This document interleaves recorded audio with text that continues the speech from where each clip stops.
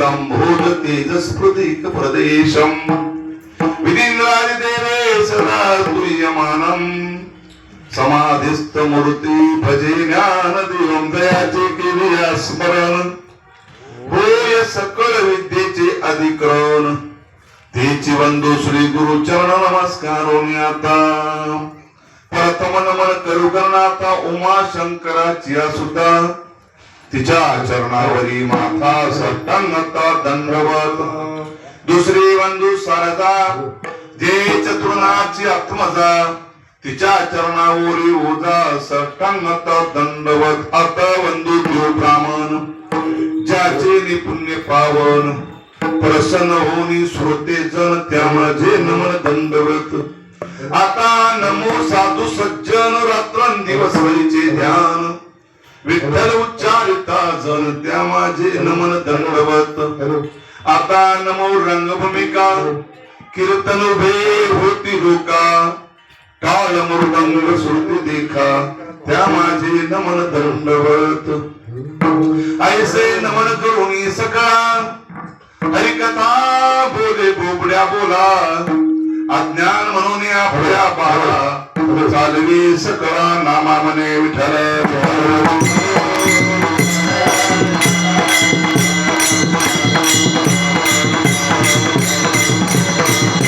मनोजं मार्गतुल्य वेगं जितेन्द्रिय बुद्धिमतां वरिष्ठं वातात्मजं वानरेत मुख्यं श्रीरामदूतं शरणं परपदे महायोग पीठे तदेवी महतं वरं पुण्डरीकाय दातु मुनीन्द्रं समागत तिष्ठन्तमानन्दकन्दं परब्रह्मलिङ्गं भजे पाण्डुरङ्गं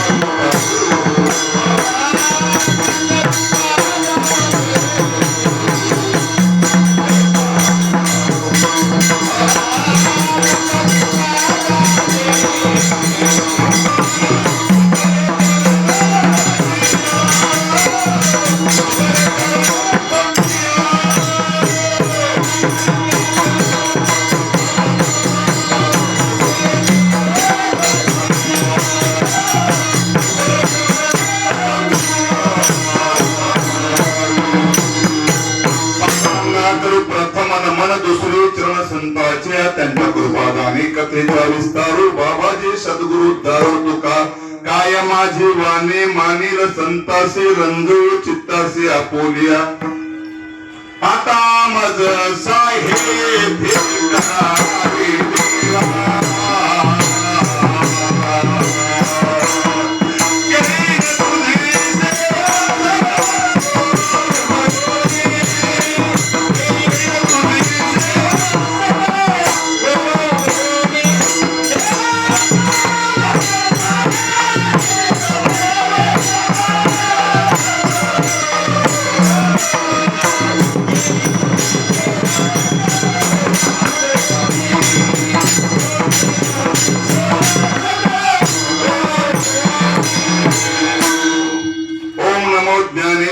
करुणा करा दयावा तुमचा अनुग्रह लाभलो पावन झालो चराचरी मस्तक आहे पायावर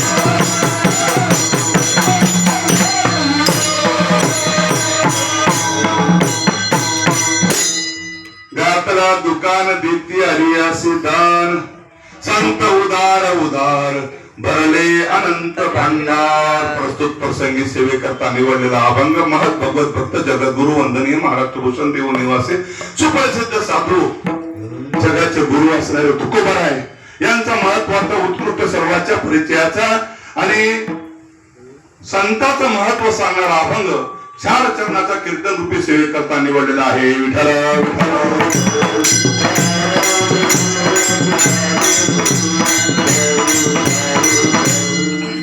या अभंगाच्या माध्यमातून जगद्गुरु तुकोबराय सांगतात की साधू संतांना दुकान लावलेलं आहे. त्या दुकानामध्ये ज्याला जी वस्तू लागते त्यानं ती जाऊन घ्यायची गरज आहे.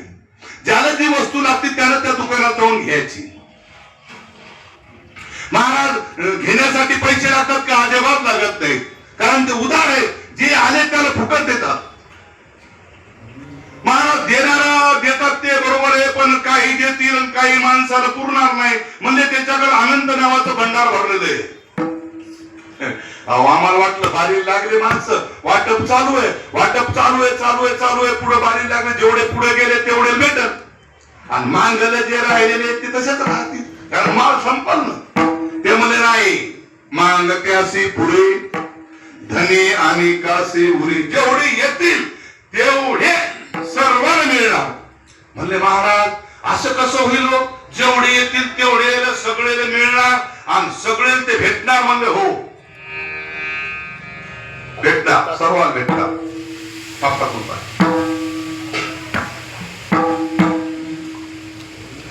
म्हणले एवढं कसं काय भेटणार हो? ते म्हणले याच एकमेव कारण आहे. म्हणले काय? भगवान पांडुरंग परमात्मा विश्वाचा जो मालक आहे त्या भगवान परमात्मा त्याचं पोत भरायचं काम करतो. काय करतो? पोत.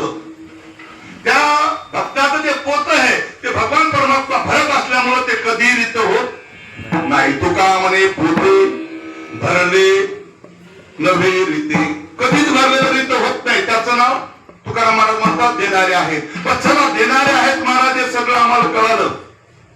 देणारे ते पोत भगवान परमात्मा भरतो आणि जे जेवढे येतील तेवढ्याला ते मिळतंय. विठ्ठल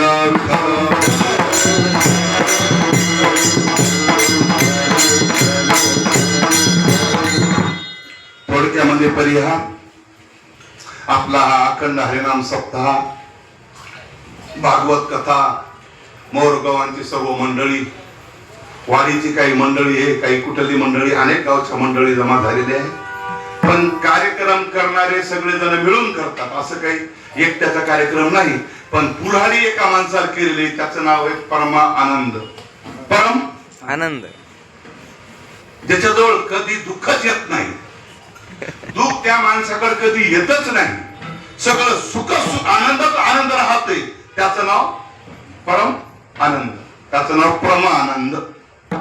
त्यांचं आयोजन या सप्ताहाचं केलेलं आहे. त्या सप्ताहाच्या निमित्तानं आज आपल्या सप्ताहाचा 6वा दिवस आहे. बरोबर आहे? हो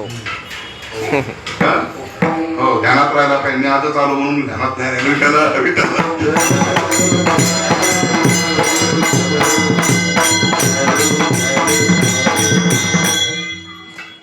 सातवा दिवस आहे. त्या 7व्या दिवसाची सेवा. आज पर्व काळ आहे महाराज.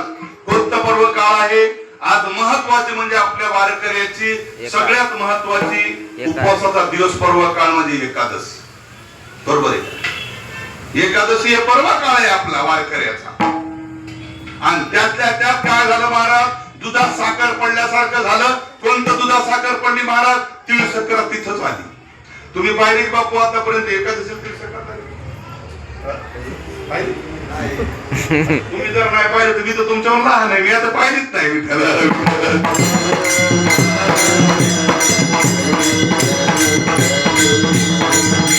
आता दोन्हीचा संगम महाराज पहा. एकादश आणि तिळ सक्रात एकदाच आली. मग आता तिळ सक्रातीला गोडधोड करून खावा उपाशी राहा. कसं करा? काय माणसं म्हणले एखादं जाऊ द्या ना, 12 महिन्याला 15 दिवसांनी एक एकादश येते. तिळ सक्रात वर्षातून एकदा येते ना. आज खाऊन घेऊन उद्या एखादं धरू.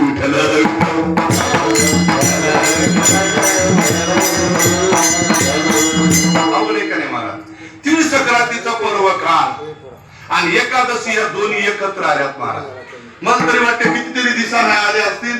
मला तर कळत नाही, पण कोणाला कळत असेल त्यानं सांगावं की एकादशीला तिळ सक्रात आली, अमावस्याला तिळ सक्रात आली, पौर्णिमेला तिळ सक्रात आली. पण मी आतापर्यंत ऐकलं एकादशी तिळ सक्रात आली. मग आता ही सक्रात पडणार कोणाकोणावर आहे? होय, मला तरी वाटते माणसावर पडली असेल, गडेवर. काऊन पडली असेल गडेवर? आता पाहत तुम्ही बाया जास्त का गडी जास्ती देतो आपल्या कीर्तनात?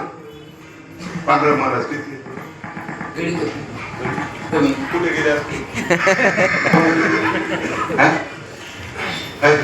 कुठे गेले असतील गडी?